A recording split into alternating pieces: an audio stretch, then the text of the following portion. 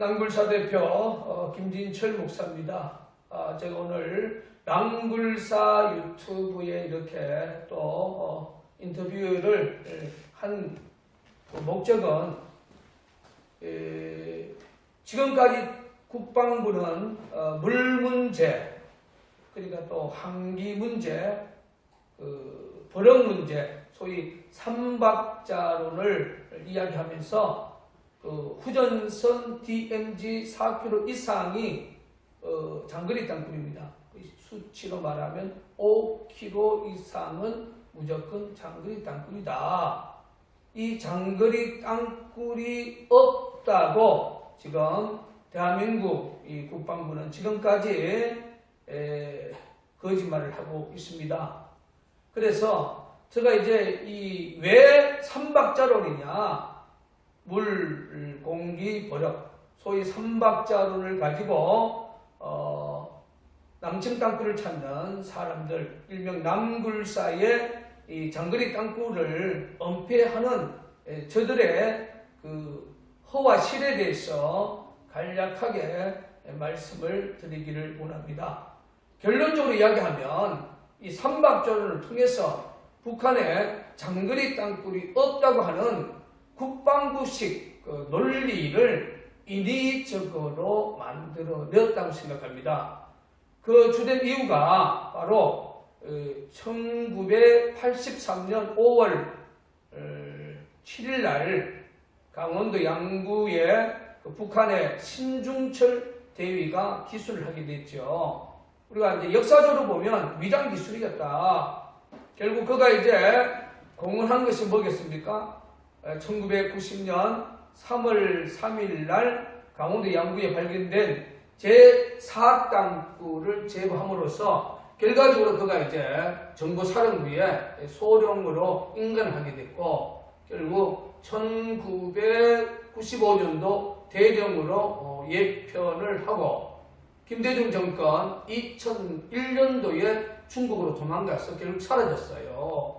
이제 그 후에는 신중철이라는 사람이 이제 등장하지 않습니다. 그러나 랑굴사 대표로서 추정할 수 있는 것은 아마도 북한으로 역기술을 했지 않겠느냐.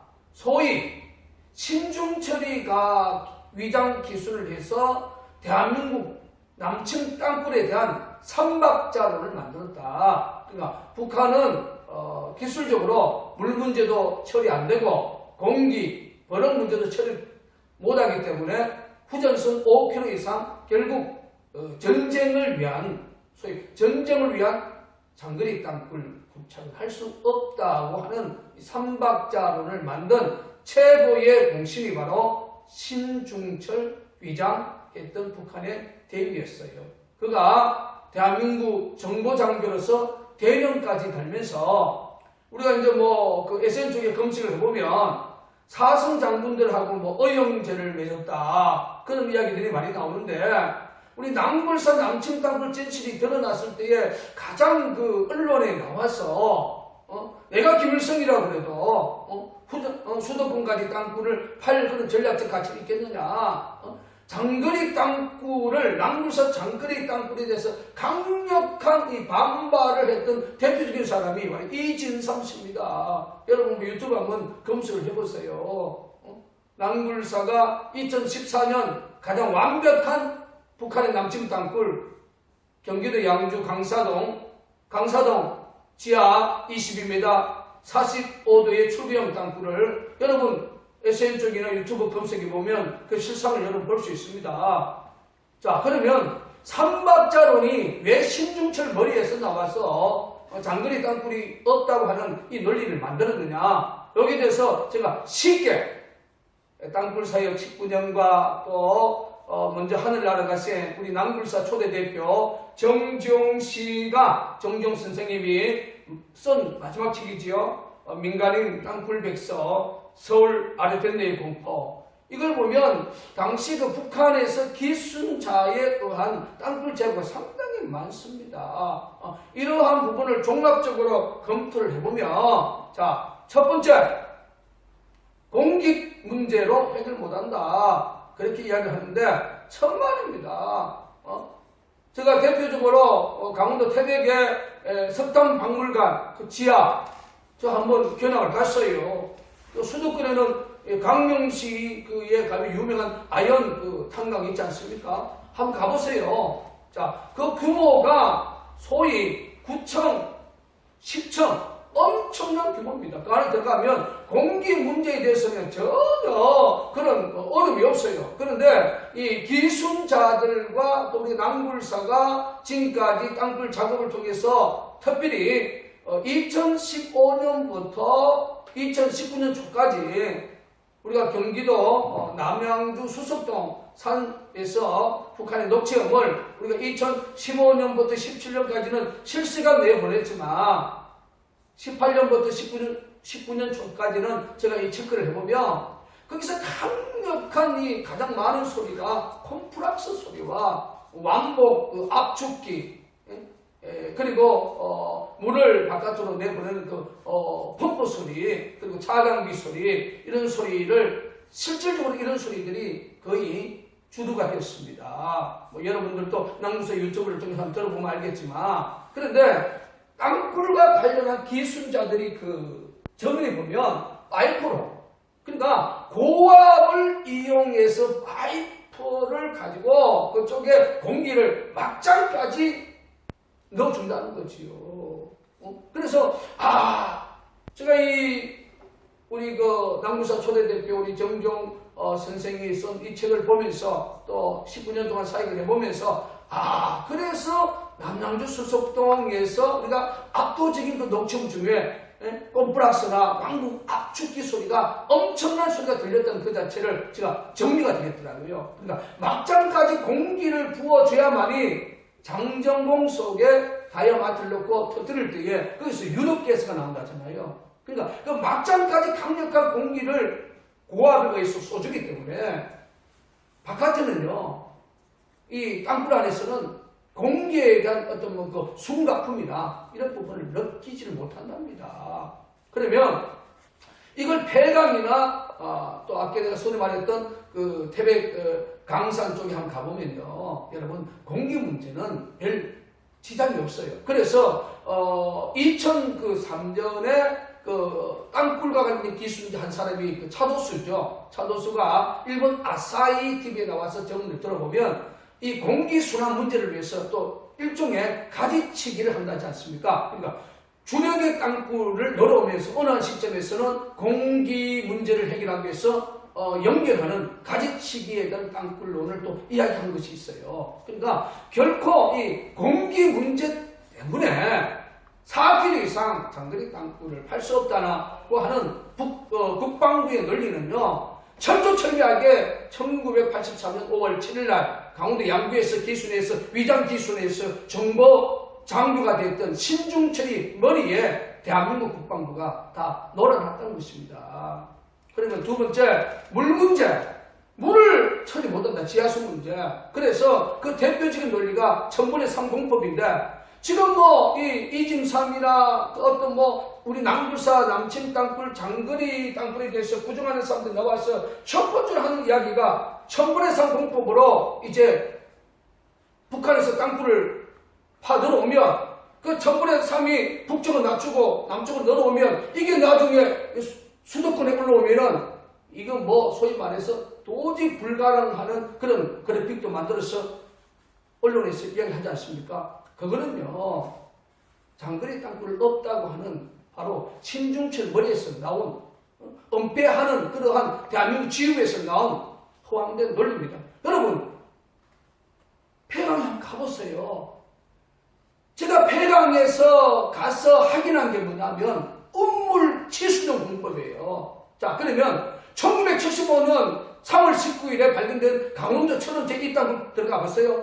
음물 치수정 공법. 그러니까 일명 거기에 가면 간판에 땅굴 강장, 1강장, 2강장이라고 붙여져 있는데 가보면 우물 치수조 공법이 있어요. 거기에 깊이 파서 물이 이렇게 들어와 있습니다.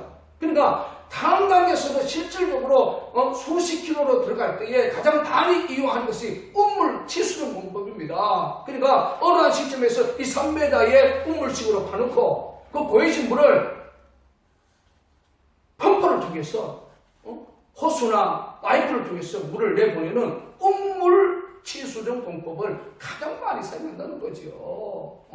그러니까 온물 치수정 공법을 사용하면 장거리 땅굴을 파는데 전혀 지하수 처리하는 문제 전혀 이상이 없습니다. 그리고 그 남불사 대표가 제가 19년 동안 이 사역에서 마지막 작업이 경기도 남양주 수석동의 그 한강 절벽이에요. 그러니까 거기에 현장은 그 한강 수면보다도 한 20-30m 지표성이 올라와 있는 거죠. 그러면 거기 지하수물을 한강 밑으로 내보낼 수 있는 전략적 위치를 바로 한강 절벽을 이용하고 있다는 것입니다. 그래서 앞으로 역사는 어떻게 되는지 모르겠지만 미국이 북한의 선제적 타격을 할 때는 저는 제 1순위 중에 하나가 대한민국의 남침 땅굴을 무력하기 위해서는 한강 절벽지를 강력한 타격의 1순위로 저는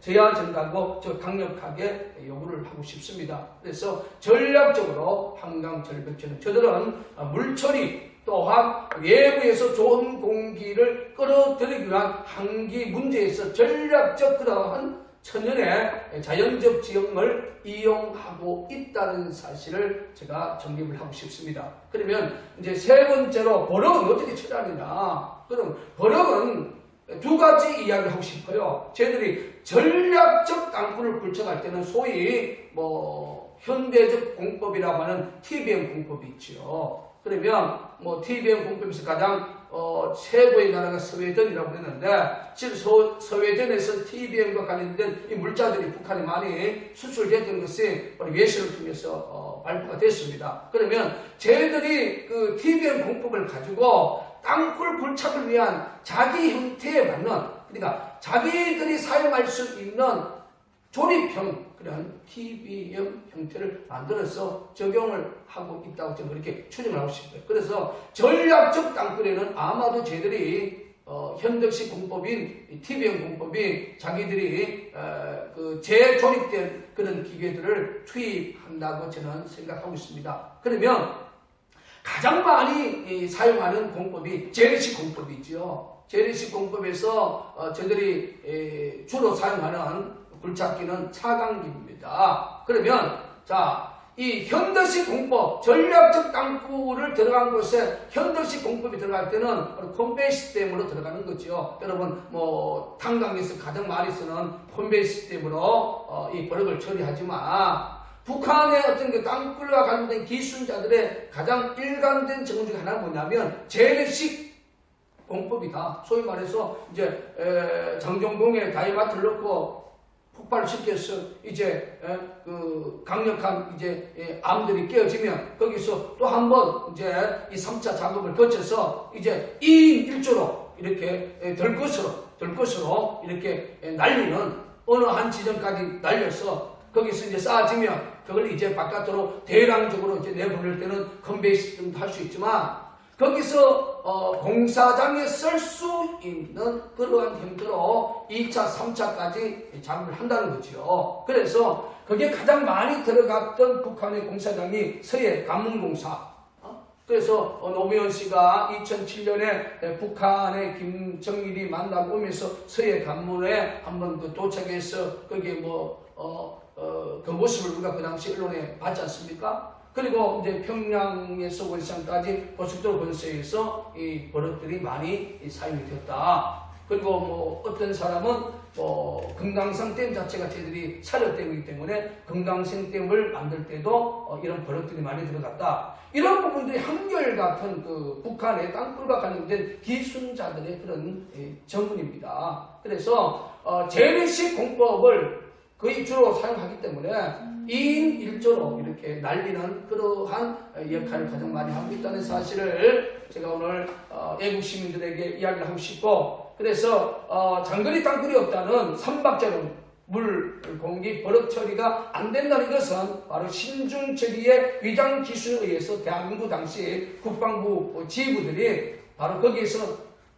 넘어가서 지금까지 대한민국 국방부는 합참은 5km 이상 장거리 땅굴이 없다는 이 논리를 족쇄를 받고 있습니다. 이 족쇄에 강력하게 대응하고 있는 대한민국 최고의 땅굴 탐사 단체가 바로 남친 땅굴을 찾는 사람 땅굴사입니다. 그래서 초대 대표 우리 정경 선생은 민간 땅굴 백서 서울 아련랜드 공포라는 이 책을 마지막 쓰고 2002년 12월 10일 그가 마지막 찾아냈던 경기도 화성 땅굴 현장에서 순직하고 의문사로 순직하고 말았던 그 아픔의 역사가 이제 19년 동안 남굴사 대표 배순의 김진철 목사가 이 진실과의 마지막에 가장 확실한 그 땅굴이 2014년 양주 강사동 땅굴 그리고 2015년부터 19년까지 녹체험을 체크했던 경기도 남양주 수석동 한강 절벽지 그 모습을 여러분 유튜브를 통해서 확인해 보면서 결코 장거리 땅굴이 없다는 국방부의 이 허황된 논리 신중처리에서 만들어진 이 논리에서 대한민국 국민과 대한민국 지휘부가 또 대한민국 지도자들이 다시 한번 깨어나는 그런 기회가 되시길 바랍니다. 그리고 저 주변에 있는 이 그 현수막이 바로 남양주 수석동 현장에서 녹취 현장에서 만들어진 이 여러분 또 이 현수막과 또 양주 땅굴 현장 기자회견의 현수막을 또 언론을 통해서 보도된 것을 여러분 뒤에서 볼 수 있습니다.